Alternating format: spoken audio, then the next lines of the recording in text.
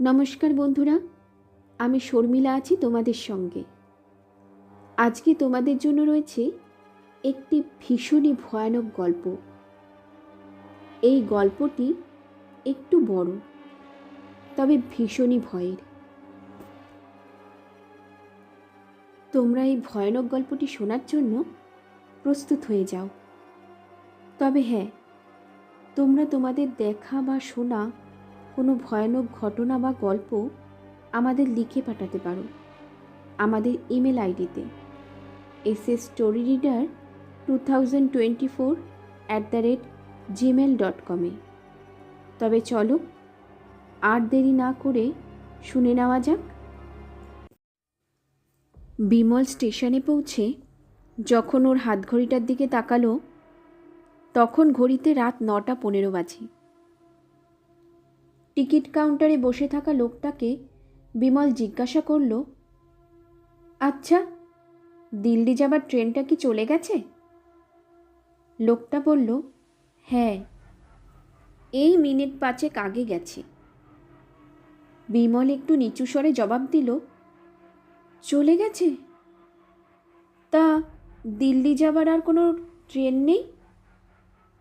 লোকটা একটু চুপ করে জবাব দিল, হ্যাঁ, একটা লাস্ট ট্রেন আছে রাত 10:30 নাগাদ।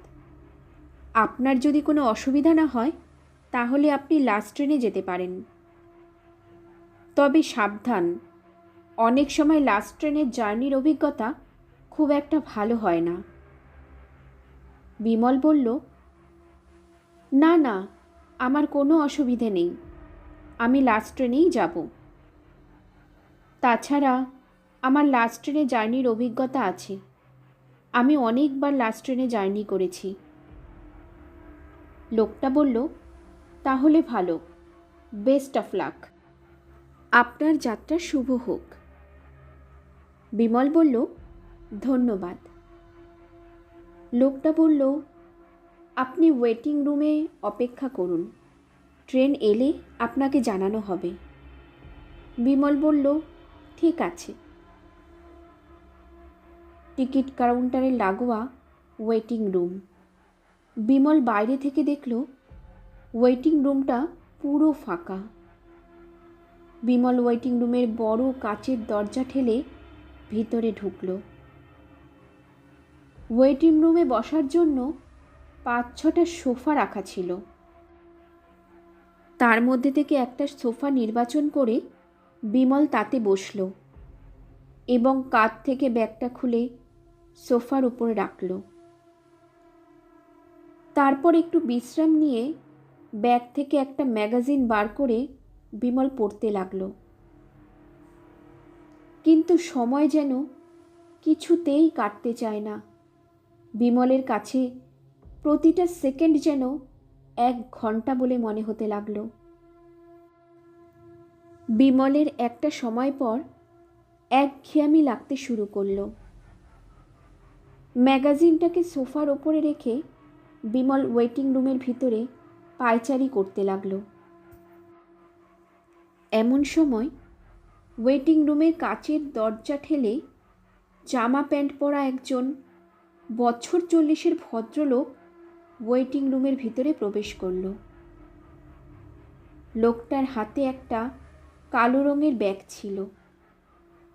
লোকটা ঠিক বিমলের সামনে রাখা সোফাতে বসল এবং পকেটে রাখা সিগারেটের বক্স থেকে একটা সিগারেট বার করে ধরালো।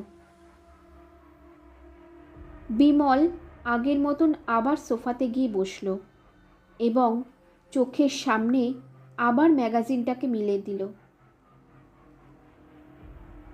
ম্যাগাজিনটা পড়তে পড়তে বিমল লোকটার দিকে একবার তাকালো। বিমল দেখল লোকটা ওর দিকে তাকিয়ে রয়েছে। বিমলের মনে হলো হয়তো লোকটা ওর সঙ্গে কথা বলতে চায়, কিন্তু ওকে চুপচাপ দেখে লোকটা হয়তো ওর সাথে কথা বলার সাহস পাচ্ছে না। ওয়েটিং রুমের ভিতর বেশ কয়েক মিনিট নিস্তব্ধতা বিরাজ করল। তারপর ওয়েটিং রুমে নিস্তব্ধতা ভঙ্গ করে বিমল লোকটাকে জিজ্ঞাসা করল, আপনি কোথায় যাবেন? লোকটা সটাং জবাব দিল, দিল্লি। ওখানে আমার ছেলে থাকে। এখানে আমি একটা বেসরকারি ব্যাংকে চাকরি করতাম। সবেমাত্র 4 দিন হলো রিটায়ার হয়েছি। তাই আর এখানে থাকবো না, ছেলের কাছে চলে যাচ্ছি। আর আপনি? বিমল উত্তর দিল, আমিও আপনারই মতো দিল্লি যাব। লোকটা একটু মুচকি হেসে বলল, তাহলে আপনার আর আমার গন্তব্যস্থল একই। বিমল বলল, হুম। তারপর বিমল লোকটাকে জিজ্ঞাসা করল, আপনার বাড়িতে কে কে আছে? লোকটা বলল, বাড়িতে ছেলে, বৌমা, একটা নাতি আর একটা নাতনি। তখন বিমল জিজ্ঞাসা করল, আর আপনার স্ত্রী? লোকটা কয়েক সেকেন্ড চুপ করে থেকে বলল, আমার স্ত্রী বছর 4 হলো ট্রেন দুর্ঘটনায় মারা গেছে। বিমল বলল, ওহ, আই এম সরি, প্লিজ কিছু মনে করবেন না। লোকটা বলল, না না, ঠিক আছে, আপনি জানতেন না তাই জিজ্ঞাসা করছেন। তা যাকগে, আপনি বলুন, আপনার বাড়িতে কে কে আছে?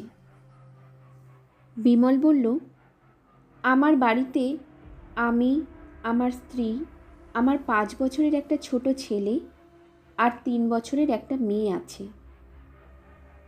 লোকটা বলল, খুব ভালো। বিমল লোকটাকে জিজ্ঞাসা করল, আপনার নামটা কি আমি জানতে পারি?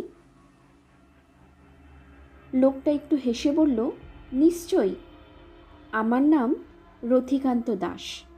আপনার? বিমল বলল, আমার নাম বিমল হালদার। এইভাবে কথা বলতে বলতে খুব কম সময়ের মধ্যে ওদের দুজনকার বেশ জানাশোনা হয়ে গেল।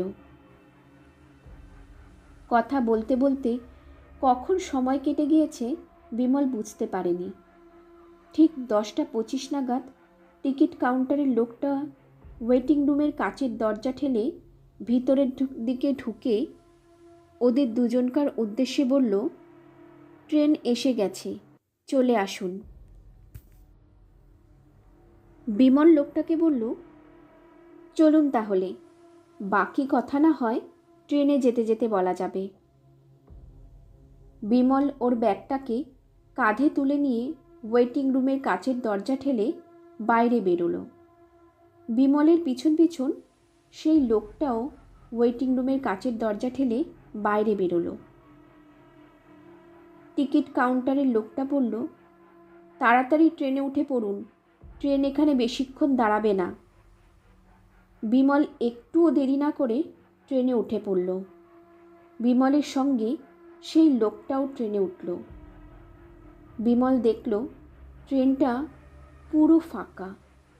ট্রেনের ভিতরে কেবলমাত্র ওরা দুজন। বিমল জানালার কাছের সিটে গিয়ে বসল। লোকটাও ঠিক বিমলের সামনের সিটে গিয়ে বসল। বিমলের বেশ খিদে পাচ্ছিল। বিমল ব্যাগ থেকে বিস্কুটের একটা প্যাকেট বার করে প্যাকেটটা ছিঁড়ে তার থেকে বিস্কুট বার করে খেতে লাগলো। বিমল বিস্কুটের প্যাকেটটার দিকে ইশারা করে লোকটাকে জিজ্ঞাসা করল, আপনি বিস্কুট খাবেন? লোকটা বলল, না। বিমল বলল, ঠিক আছে, তাহলে আমি একাই খাই। ঠিক এই সময় বিমলের ফোনটা বেজে উঠল। ফোনটা বার করে দেখল ওর ছোটোবেলাকার বন্ধু সাগ্নিক ফোন করেছে। বিমল কলটা রিসিভ করে হ্যালো বলতেই ফোনের ওপার থেকে সাগ্নিক জিজ্ঞাসা করল, তুই এখন কোথায় আছিস? বাড়িতে তোর জন্য সবাই অপেক্ষা করছে। বিমল বলল, আমি এইসবে ট্রেনে উঠলাম। সাগ্নিক জিজ্ঞাসা করল, কেন? তোর তো রাত 9টায় ট্রেন ছিল, তা তুই এখন ট্রেনে উঠলি কেন? বিমল বলল, রাস্তায় ট্রাফিকের জন্য স্টেশনে আসতে দেরি হয়ে যায়, যার জন্য রাত 9টার ট্রেনটা আমার মিস হয়ে গেছে। তাই অগত্যা 10:30টার এই লাস্ট ট্রেনটা আমাকে ধরতে হলো। তুই চিন্তা করিস না, কাল ঠিক সময় আমি পৌঁছে যাব। সাগ্নিক বলল, ঠিক আছে, সাবধানে আয়। চল, ঠিক আছে, রাখছি। বিমল বলল, ঠিক আছে, রাখ। এই বলে সাগ্নিক ফোনটা কেটে দিল। বিমল দেখল লোকটা এখন একটা গল্পের বই পড়ছে। বইটার সামনের প্রচ্ছদ দেখে বিমল বুঝতে পারল বইটা ভূতের গল্পের। লোকটাকে মনোযোগ সহকারে গল্পের বইটা পড়তে দেখে বিমল কৌতূহল মাখানো কণ্ঠে জিজ্ঞাসা করল, আচ্ছা রথিকান্তবাবু, আপনি ভূত বিশ্বাস করেন?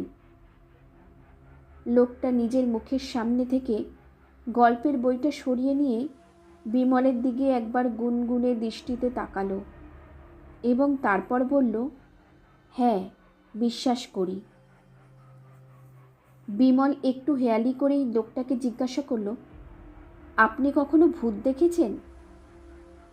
লোকটা বলল, না, দেখিনি।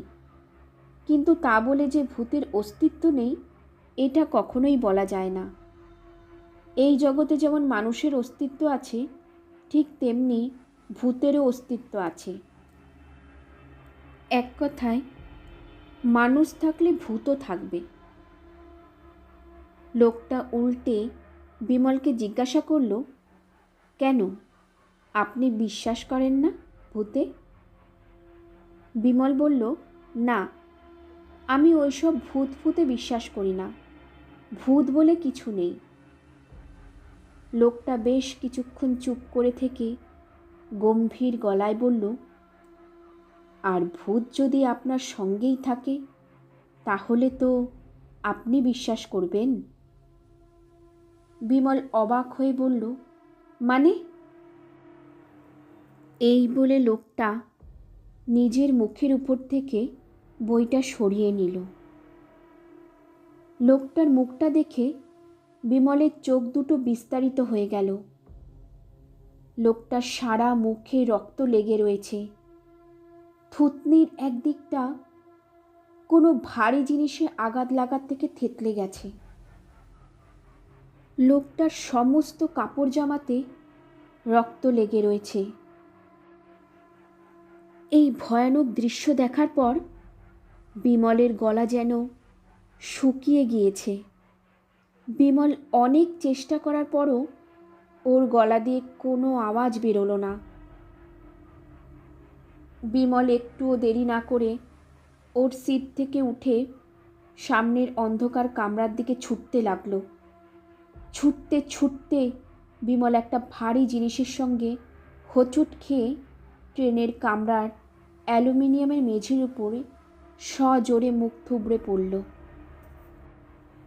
বিমলের থুতনি ফেটে রক্ত বেরোতে লাগলো। বিমল পকেট থেকে রুমালটা বার করে থুতনির উপর চেপে ধরল।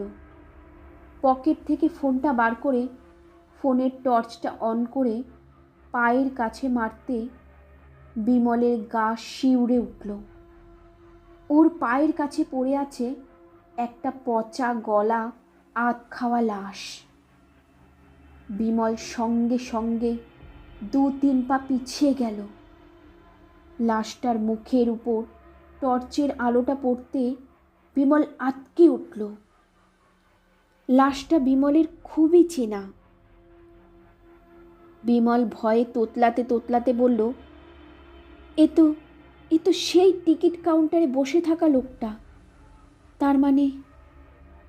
বিমল লাশটার মুখের দিকে বেশ কয়েক মুহূর্ত তাকিয়ে রইল। তারপর কোনো রকমে নিজেকে সামলে নিয়ে যখন বিমল সামনের দিকে তাকালো, বিমল সামনে যা দেখল তাতে ওর হুঁশ উড়ে গেল। এতক্ষণ ট্রেনের যেই কামরাগুলো বিমল খালি দেখেছিল, এখন সেই কামরাগুলোতেই অনেকটা কুকুরের মতো দেখতে দানব আকার হিংস্র জন্তু রয়েছে। তারা প্রত্যেকেই বিমলের দিকে একটা হিংস্র চাউনিতে তাকিয়ে রয়েছে এবং থেকে থেকে বিমলের উদ্দেশ্যে গর্জে উঠছে।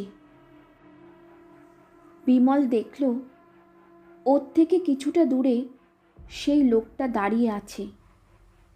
বিমল হাত জোর করে লোকটাকে বলল, প্লিজ আমায় ছেড়ে দিন, আমাকে মারবেন না। লোকটা একটু হেয়ালি করে জবাব দিল, অনেক দিন পর একটা শিকার ধরেছি, এত সহজেই কি করে ছেড়ে দিই বলুন। বিমল আবার আগের মতো হাত জোর করে লোকটাকে বলল, দয়া করে আমাকে ছেড়ে দিন, আমাকে মারবেন না। লোকটার মুখে এবার একটা পৈশাচিক হাসি ফুটে উঠল। আর ঠিক তখনই সেই কুকুরের মতো দেখতে দানবাকার হিংস্র জন্তুগুলো বিমলের দিকে ছুটে আসতে লাগলো। বিমল কি করবে ভেবে পাচ্ছিল না। ভয়ে তো বিমলের হাত পা থরথর করে কাঁপতে লাগলো। দেখতে দেখতে কুকুরের মতো দেখতে সেই দানবাকার হিংস্র জন্তুগুলো বিমলের উপরে ঝাঁপিয়ে পড়ল। জন্তুগুলো তাদের ধারালো দাঁত দিয়ে বিমলের শরীরে কামড় বসাতে লাগলো এবং বিমলের শরীর থেকে মাংস ছিঁড়ে ছিঁড়ে খেতে লাগলো। বিমল নিজেকে ওই হিংস্র জন্তুগুলোর আক্রোশ থেকে বাঁচানোর অনেক চেষ্টা করল, কিন্তু বিমলের সকল চেষ্টা ব্যর্থ হলো। এতগুলো হিংস্র জন্তুর কাছে বিমল নিজেকে অসহায় বলে মনে করতে লাগলো। বিমল যন্ত্রণায় চিৎকার করে উঠল, কিন্তু এখানে বিমলের চিৎকার শোনার কেউ নেই। ট্রেনের হুইসেলের শব্দে বিমলের চিৎকার যেন মিলিয়ে গেল। বিমল কখনো এটা ভাবতেই পারেনি যে এই লাস্ট ট্রেনটা ধরলে সে আর কখনোই বাড়িতেই ফিরতে পারবে না। যদি তোমাদের এই গল্পটি শুনতে ভালো লেগে থাকে তবে ভিডিওটিতে অবশ্যই একটি লাইক করবে, আর আমার চ্যানেলের নতুন বন্ধু হয়ে থাকলে এই রকম আরও গল্প বা ঘটনা শোনার জন্য চ্যানেলটিকে সাবস্ক্রাইব করে আমার সঙ্গে থাকবে। ধন্যবাদ।